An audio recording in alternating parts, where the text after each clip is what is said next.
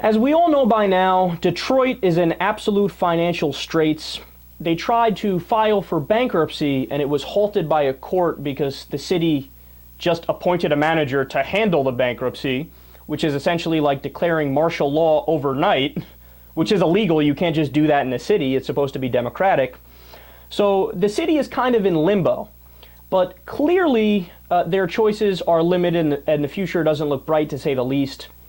Well, that hasn't stopped, get this, a plan to spend $444 million taxpayer dollars to build a new NHL arena in Detroit. You couldn't make this stuff up if you tried. Their argument is, no, it's cool, you guys don't get it. We're doing this to attract investment into Detroit and to help the problem.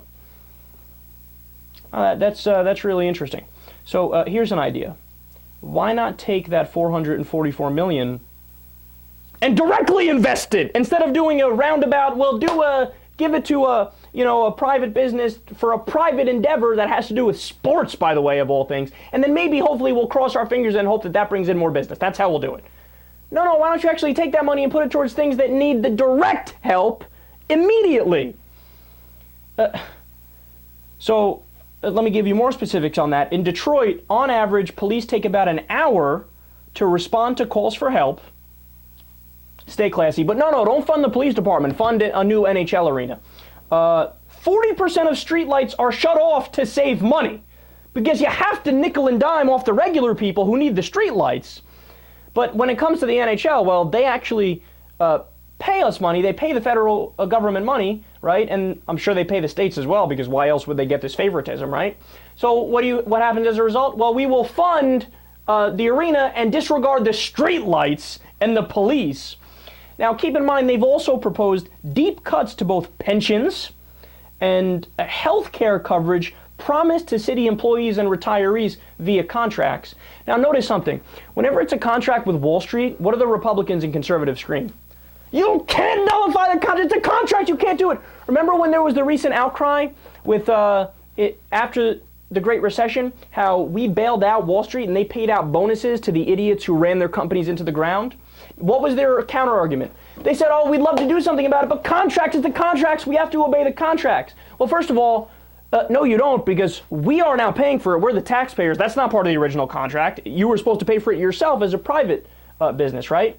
But second of all, why are you holding up these contracts as, so immaculate? Under no circumstances we can change it. These are extraordinary circumstances.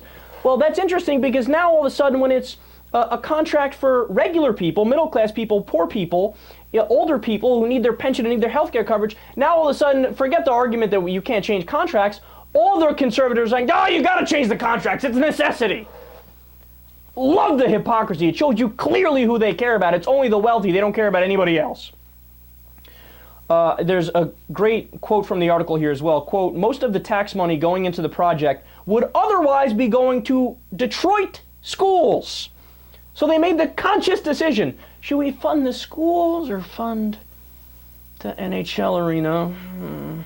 Yeah, tough decision there, I must say. I mean, how unbelievable are these people? And, this really makes my blood boil because we covered a story the other day where George Will, conservative commentator who's always on the Sunday shows, ridiculous human being, idiot, right? He argued the problem with Detroit is obviously the culture because the people there are just bad human beings. They're lazy and they're moochers and they pop out babies nonstop. Does George Will have anything to say about the fact that $444 million are being wasted on a desperately not needed NHL arena while they can't even keep the fucking streetlights on? Did he have anything to say about that? Did he have anything to say about the fact that GM just up and left one day and left all of the citizens of Detroit who depended on GM for their livelihood and to live a middle-class lifestyle? Does he have anything to say about the corporate boards that made the decision to ship those jobs overseas so they can save an extra dime? No, he's got nothing to say about anybody who's rich on corporate boards who makes these ridiculous decisions. Or he's got nothing to say about anybody in government who makes the decision to fund an NHL arena over health care for people. But when it comes to judging people on an individual basis, as long as they're poor, he goes, you're bad people, you're inherently bad. You're a moocher and all you do is pop out babies.